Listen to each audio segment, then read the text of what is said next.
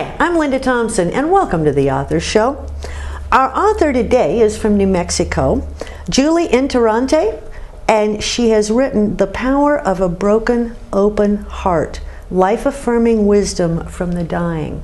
Now, this is a subject that is very close to my own heart, and I can't wait to hear more about why she wanted to write this book. So welcome to the show, Julie. Thank you. I'm glad to be here. Well, Julie, The Power of a Broken Open Heart, a very interesting title. Where did it come from?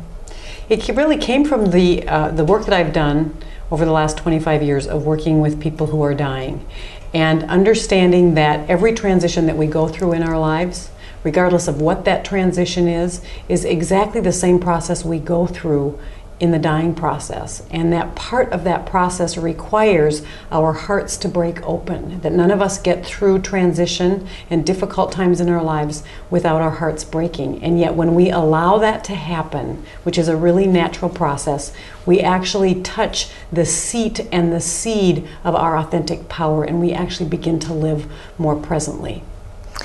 Are you a hospice worker? I actually did do some of my work in hospice care. Okay. I spent 25 years in end-of-life care, and part of that time as a chaplain in hospice. Okay, well that tells me where you got a lot of this wisdom. So what are you telling us in here about how to handle this? Because I lost my father when I was 20. I lost my mother 3 years ago. I have friends who are losing spouses now, and quite frankly, we don't know what the devil to do with it. That's right. So it's really why I wrote the book. What I really want to do is help us, particularly in the West, change how we look at dying in our culture. Because we don't talk about it, we act in the West as if dying is an option. And so when it shows up, we are caught off guard by it.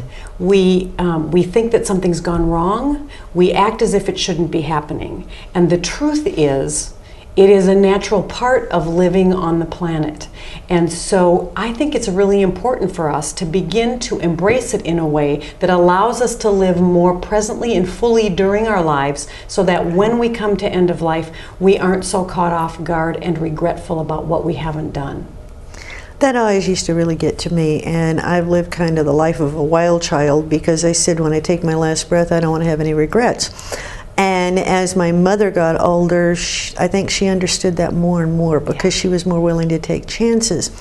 And I think the older you get, the more you appreciate the fact that what's behind you is a whole lot longer than what's ahead of you. Right. But how do we make this change in people's heads who absolutely refuse to write a will or even talk to their kids about what they want if they have a stroke and they can't do anything?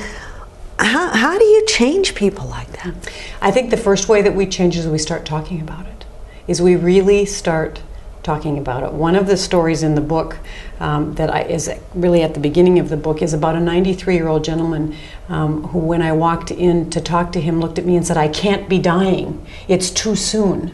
I have to get back to my ranch. I have things to do." And I found myself sitting at his bedside thinking, "Jose, you're 93. And yet, as I walked out to my car, I realized that 99% of the people that I worked with were caught off guard by the fact that they were dying. And so the conversation needs to change way earlier in our lives. The truth is, we don't have to be caught off by the fact that we are temporary beings. We know that. We've known it since being born. The minute we got on the planet, we started heading toward getting off of the planet. I don't know why we've made agreements that we aren't going to talk about it, but I know that collectively we have agreed in our culture that we cannot tolerate our own pain. And so by doing that, we have shoved away the truth of who we are, which is that we are changing beings. Our bodies have been dissolving since the minute we got on the planet, and that it's time for us to look at that so that we don't keep shoving away the painful places in our lives, which are really the foundational ground of allowing our hearts to break open and to live more consciously and fully. So while on one hand the book is about end of life and letting go, it's also very much about living in the present moment and allowing our lives to break our hearts open so that we can be more present. And then we would start having those conversations.